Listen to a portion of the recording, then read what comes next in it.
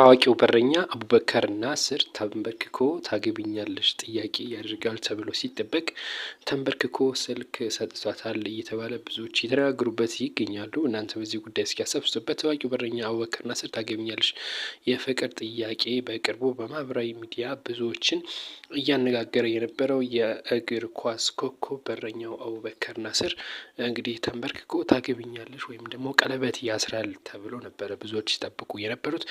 ነገር ግን እሱ ያደረገው ተንበርክኮ ስልክ ነው የሰጠው፣ ማስታወቂያ ነው እየተባለ ይገኛል። ብዙዎችም እንደዚሁም ፋና ብሮድካስቲንግ ኮርፖሬሽን እንግዲህ ማስታወቂያ እየሰራበት ነው የሚገኘው፣ ይሄንን ምስል አያይዞ ማለት ነው። እንግዲህ ገብታችሁ ማየት ትችላላችሁ። ነገር ግን ብዙዎችም ማስታወቂያ ነው ይሄ ስልክ ነው እየሰጣት፣ ስፓርክ ቴክኖ ስፓርክ ፕሮ 40 የሚባለው ስልክ ነው እንግዲህ አዲስ ምርት እንደሆነ ይታወቃል። እና ይሄንን ነው ተንበርክኮ የሰጣት። እናም ፕሮሞሽን ለመስራት ነው። ብዙዎቹ እንግዲህ ፍቅረኛው አይደለችም እያሉ ይገኛሉ። እንግዲህ እናንተ እስኪ በዚህ ጉዳይ ሀሳብ ስጡበት። ምን ትላላችሁ?